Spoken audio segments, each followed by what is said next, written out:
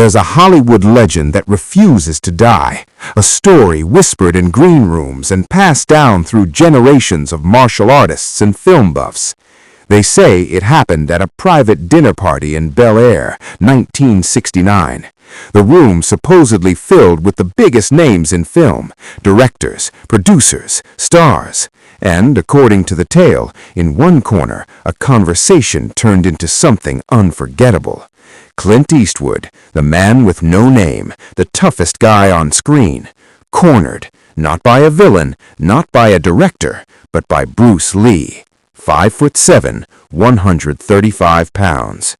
And the story goes that Bruce asked Clint a question everyone heard. You play tough guys in movies, the gunfighter, the loner, the man everyone's afraid of. But can you actually fight? Like really fight, not choreographed, if someone attacked you right now? The legend says the room went silent. Every eye turned to Clint. This could have been the moment that humiliated the biggest Western star in the world. But what Clint allegedly did next didn't just surprise Bruce. It created a story that Hollywood still tells 50 years later. This is that story. The night Bruce Lee supposedly cornered Clint Eastwood, and Clint made a decision that became legendary. According to the story, the party was at producer Raymond Chow's Bel Air estate. People who tell this tale describe it as elegant, sophisticated, industry people networking, making deals, talking projects over expensive whiskey. The legend places Clint there because by 1969 he'd become a global icon. The Dollars trilogy had made him the face of the Western, the strong, silent type, the man who didn't need to say much because his presence said everything. Bruce Lee, the story goes, was there because Raymond Chow was trying to convince him to make films in Hong Kong. Those who retell this say Bruce had been frustrated, stuck in Hollywood doing small roles, teaching martial arts to celebrities, unable to break through the barriers that kept Asian actors from leading roles. The story continues that Bruce had something to prove that night, not just about Hollywood's treatment of Asian actors, but about something deeper. People say he was tired of watching actors play tough guys when they'd never actually trained to fight, tired of choreography that looked cool but had no basis in reality. According to the legend, someone at the party praised Clint's latest film, how believable he was, how intimidating, and the story says Bruce overheard this and decided to challenge that perception. The tale describes Bruce walking over casually to where Clint stood, waiting politely for a break in conversation, then speaking words that supposedly cut through the party noise. "Mr. Eastwood, can I ask you something?" People who tell this story say Clint recognized Bruce, that they'd met briefly before. The legend has Clint nodding, "Sure." And then came Bruce's question, quiet but heard by everyone nearby, the story claims. You play tough guys in movies, the gunfighter, the loner, the man everyone's afraid of. But can you actually fight, like really fight, not choreographed, if someone attacked you right now? The story describes conversations stopping, people turning to watch. This wasn't a joke in the retelling. This was a direct challenge. In Hollywood's social hierarchy, you didn't challenge Clint Eastwood. And according to the legend, Bruce Lee had just questioned whether the toughest guy in cinema was actually tough. Those who share this story say Clint could have responded a dozen ways, could have gotten offended, could have walked away, could have made a joke. Everyone expected one of those responses, the storytellers say, because that's how movie stars handled challenges to their ego. But here's where the legend gets interesting. The story claims Clint didn't do any of those things. Instead, he looked at Bruce for a long moment. Then, according to the tale, he smiled, genuinely, and said 5 words that supposedly changed everything. Probably not. Teach me. Nobody knew how to react. Did Clint just admit he couldn't fight? The toughest guy in Hollywood just confess weakness in public? According to those who tell this story, Bruce blinked. He'd expected defensiveness, ego, anger. The tale continues that Bruce had challenged dozens of martial artists and actors over the years, and they always got offended. Nobody, the story claims, ever just said, "Teach me." "You're serious?" Bruce supposedly asked. "Completely," Clint allegedly replied in the story. "I've been shot at with blanks and done staged fights for 10 years. I've never thrown a real punch at anyone. You clearly know what you're talking about. So yeah, teach me. I want to know what real fighting looks like." Those who share this legend emphasize this moment. They say this wasn't humility in the weak sense. This was confidence, the kind that doesn't need to prove anything. The story suggests Clint understood something profound, that movie toughness and real toughness are completely different skills. The tale describes Bruce's demeanor shifting completely, the challenge energy disappearing, replaced by respect. "Most people can't admit that," Bruce supposedly said. Clint allegedly shrugged. Getting defensive about something that's true seems like a waste of energy. According to the legend, Bruce extended his hand.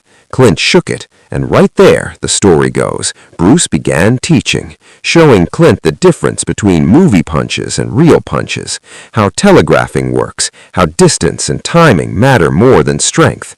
People who tell this story say Clint absorbed everything, asked intelligent questions, that within 20 minutes they'd moved to a clearer space, and Bruce was demonstrating, while Clint practiced, not caring that half the party was watching.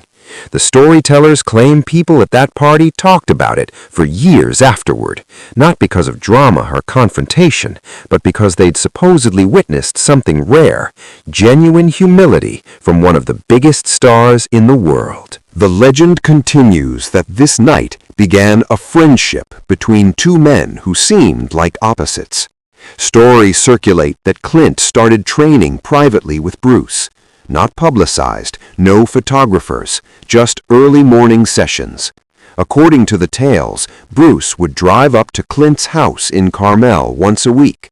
They'd train for 2 hours, then have breakfast and talk about film, philosophy, image versus reality.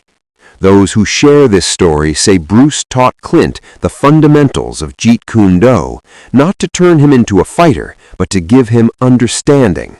The legend emphasizes that Clint was a natural student because he checked his ego at the door. And the story goes both ways.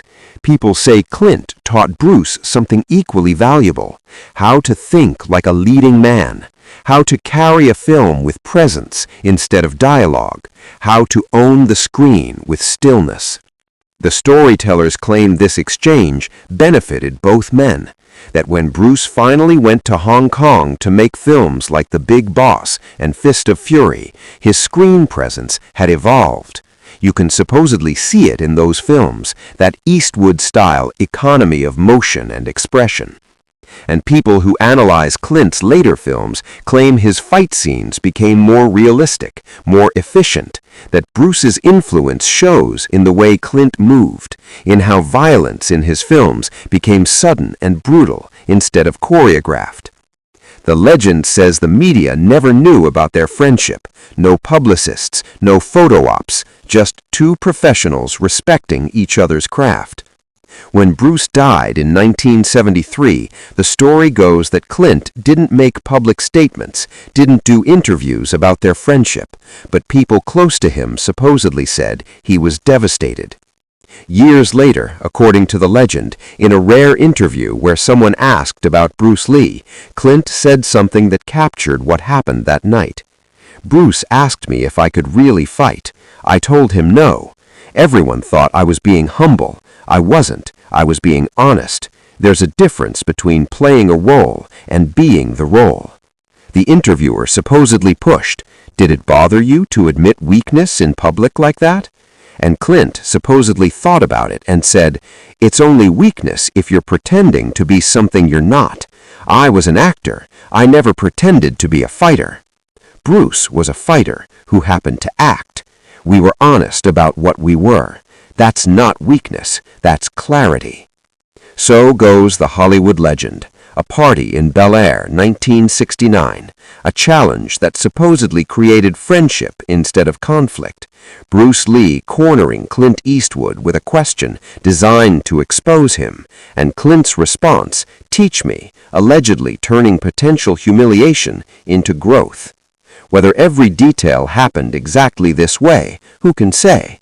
These stories get embellished, details change, memories shift, but the lesson at the heart of this tale, that resonates regardless. The story reminds us that protecting ego rarely leads to growth, that acknowledging limitation and asking for help isn't weakness. According to the legend, it's the strongest thing you can do. The tale also suggests Bruce learned something, that challenging egos doesn't create growth. Creating safe spaces for people to admit limitation does. Two legendary figures, different worlds, different skills, one story of a conversation that could have gone wrong, but supposedly went perfectly right. Because, according to the tale, one man had the courage to ask a hard question, and the other had the courage to give an honest answer.